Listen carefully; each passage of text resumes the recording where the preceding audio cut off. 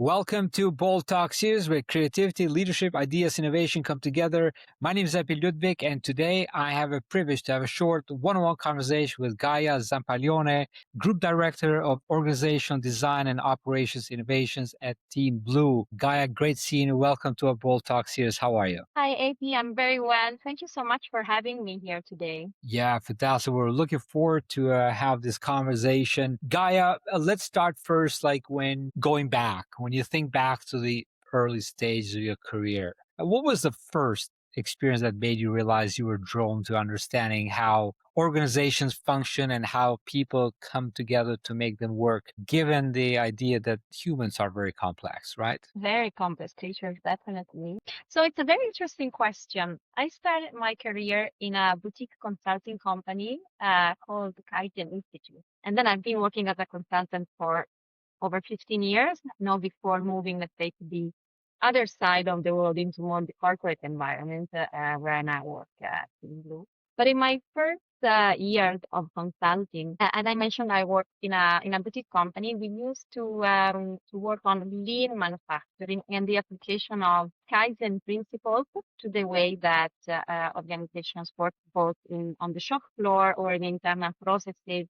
So I was working as a junior consultant, supporting teams in finding more effective ways of working using Kaizen principles. So Kaizen and Lean are Japanese techniques that have been around for many, many years, but were still relevant when I started working around 2008, 2010. So I immediately realized that you can operate with all the best efficiency parameters. You can monitor all the numbers of like a shop floor line and measure productivity and outcomes. But in the end, to really change the way a company works, the only way to do that is really to change what's in people's minds. And when we worked with Kaizen, we really looked into what is the best way of creating value. And I worked with the people at all levels of the organizations, mapping out the way they were working, looking for inefficiencies, looking for the removal of what we call waste, in the Kaizen way of talking. And it was really open-minded. It opened my mind a lot to see how people were, if taken onto a journey, if really trained properly in looking at the way they were working with a different perspective, were able to come with additional ideas and additional really eyes with which they looked at the way they were working. There was one company I worked with near Venice.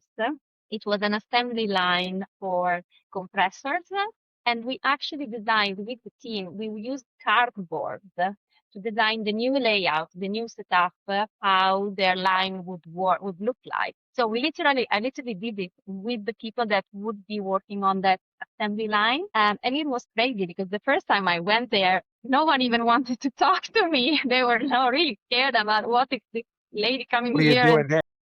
exactly, she wants to change the way we work. What does she know about assembling the compressor? But then as we worked together in their new layout of the new line, then they completely shifted their mindset and started collaborating and bringing ideas and building on top of each other. So it was really one of the moments where, of course, it wasn't easy and it was really hard at the beginning, but ultimately these years really shaped me a lot. I traveled Amazing. tremendously across northern Italy. I met a lot of people, a lot of companies. Great experience. Amazing. Now, you often speak about turning complexity into clarity. Can you take us into a specific moment when everything around you felt tangled and uncertain? You had to create this path forward that did not exist until you imagined. So yeah, it's an interesting question. I have many examples of how, especially, so if I think about the years in consulting, the beginning of a new assignment or a new project is always a very interesting moment. The scope of work is not always clear. The stakeholders might have different ideas of what the success of the project would look like. So it's always a difficult time. But I remember I worked for one of the largest infrastructure companies in Italy. And we had to redesign the supply chain and procurement processes to make sure that we had a unique way of looking at purchasing and shipping across the country. And this was a client that had thousands of SKUs. It was really, really a complex environment with very senior management team, very senior stakeholders involved. So at the beginning, I felt like how am I going to do this? It's like, this is going to be incredibly hard. And every person I interviewed to kind of set up the project had a different ideas. Also, the procurement head might have an idea, and then the CEO had a different idea. The CHRO had a completely different view of Yeah. who we should be But the involved. second day, you're like, what the heck am I doing, right?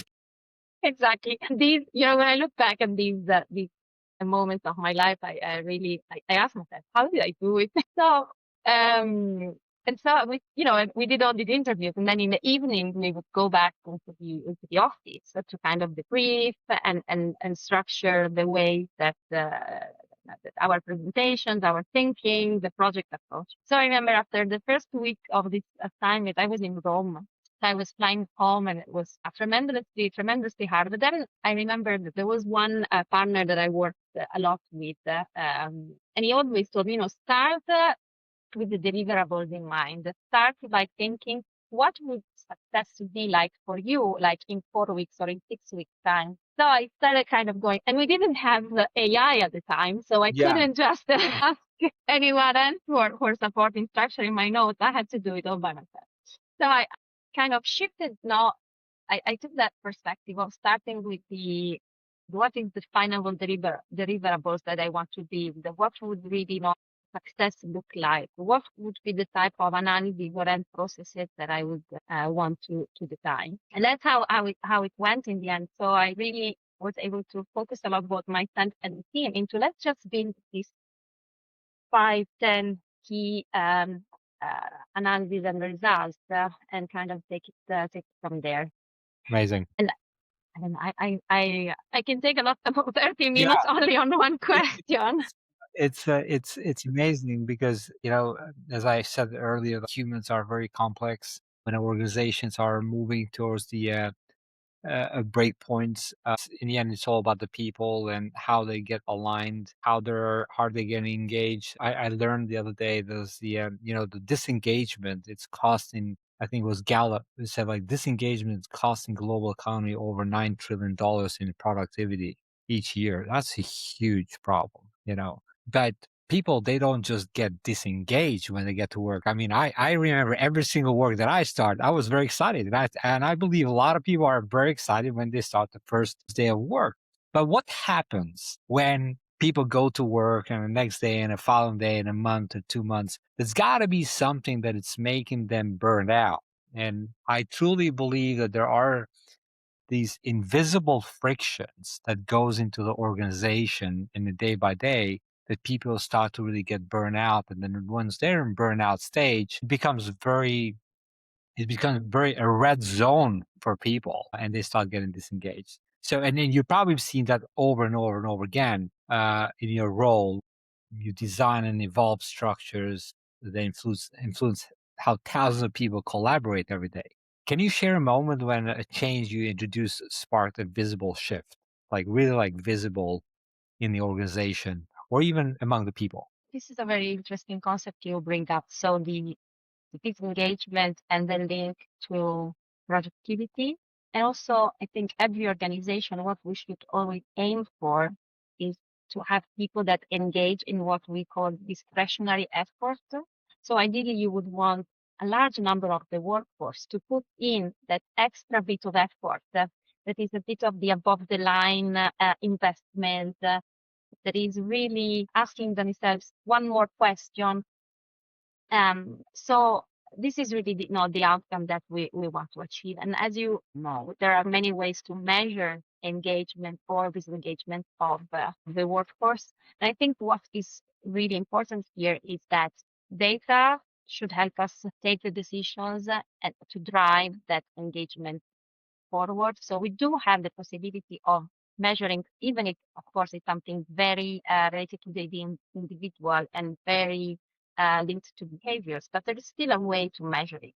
So, for example, when I joined the team Blue, one of the first areas that I worked on in terms of organization was creating and strengthening a functional setup and a functional perspective. So some of the companies of the group were used to being individual companies, so having their own brand with like country footprint, so more of a regional footprint, and we really wanted to pivot that into a functional setup. So one of the aha moments, one of the moments that I felt was very energizing for me, but also it was for the people that were there. Was about a year and a half after this pivotal work that we did. And you can imagine we put a lot of effort on communicating, engaging, one-to-one conversations with all the people that were involved in this organizational transformation. We organized an in-person event with about 250 people from the product and tech function. And for me, that was like a major milestone. It was really the possibility of seeing all the people that were core to the transformation, core to this shift, really coming together. And if I think about where we were 18 months prior with the original setup and people really working more in a very different way, Mm. that was really very energizing for me. And it was also, I know it was for them because I was there and I was able to speak to most of the individuals and really see the impact of the work that we had put in. Of course, engagement, there's a lot of ups and downs. If you mentioned also now team.blue is growing very rapidly with a lot of acquisitions. So it's also very hard for us to make sure that we address all the concerns that people have across regions, across functions, across brands. But we do put a lot of effort. Yeah. Yeah. Talk about that. Team Blue spans more than 20 countries, 60 brands, millions of customers. When you first stepped into the ecosystem, what was that unexpected insight or feeling that made you think this place operates in a completely different scale? So when I joined, we were about 1,800 people. And today, actually this week, we reached 4,000 employees. So Wow. we have been, yes, we have been more than doubling in the less than 4 years.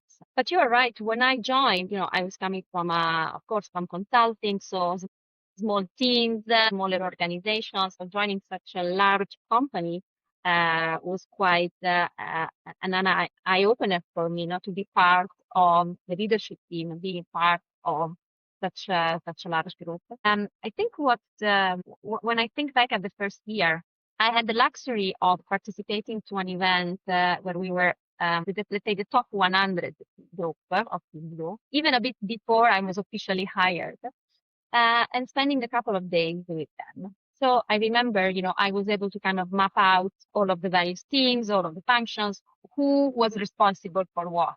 And only a few months afterwards, with all the acquisitions and the growth of the company, it became harder and harder for me to really remember who, no, but really link name to person. And I'm quite strong on this normally. Yeah. So I'm a very good visual memory. I remember people. I remember the insights that people send. But I started to think, wow, this is becoming very hard for me. How am I going to manage this? Also with the travel. No, we are a very remote organization, so I work from home most of the time. But then I also like to travel. So we meet every month with the leadership team and the CEO. But then I also like to travel and meet the various offices and locations. With the growing complexity, it starts to become very, very hard to maintain family and talking about work-life balance, but maintaining a balance and also getting to know everyone and spending time with colleagues Yeah. in the right ways.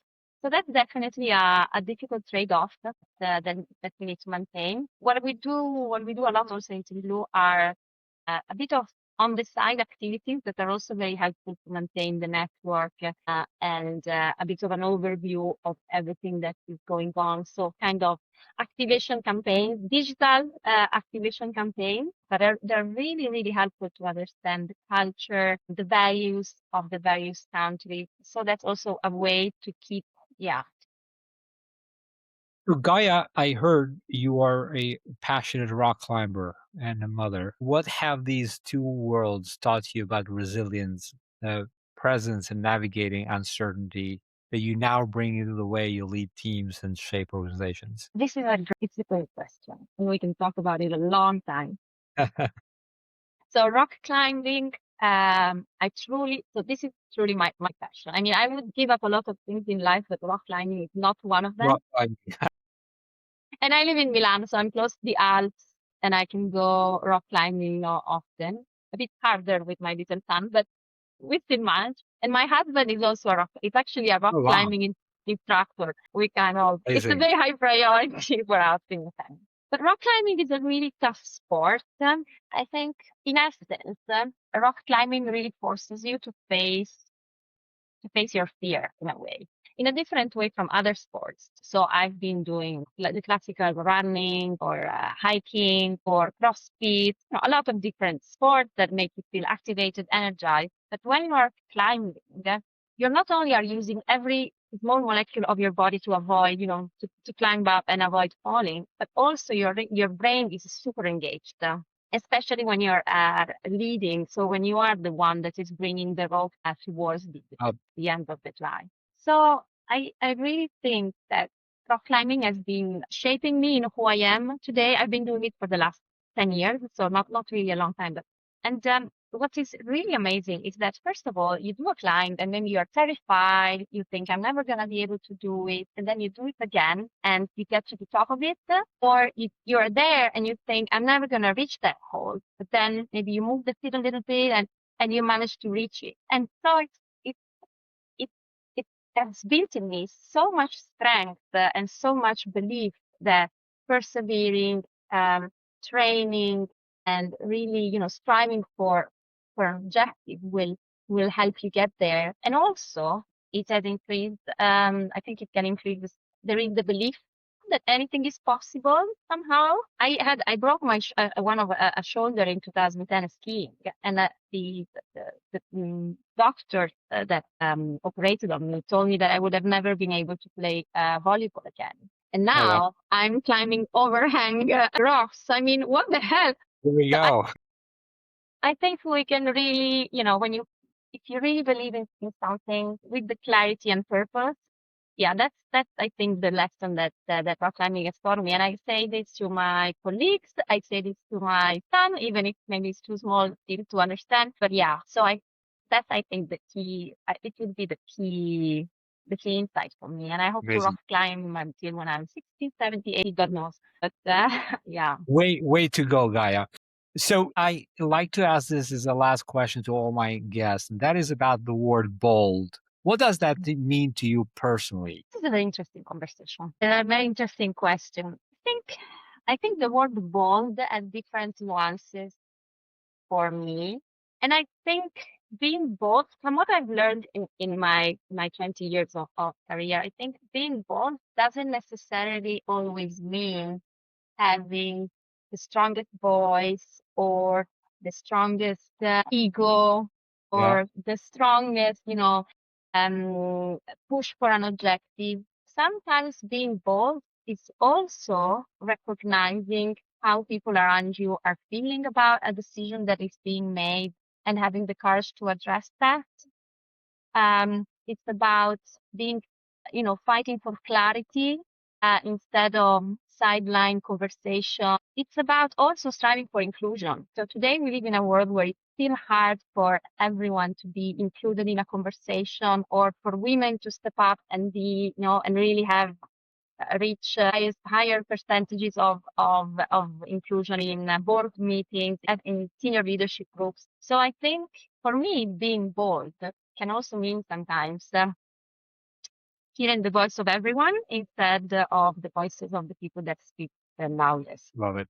Love it. Gaia Zampaglione, thank you so much for joining me in this great conversation. I enjoyed it very much and looking forward to probably another one in the near future, maybe a longer format, go deep in terms of the team dynamics and how you design and how we engage people more in the workforce. Until that time, take care, be great, and be bold always. Bye bye. Thank you. Thank you very much.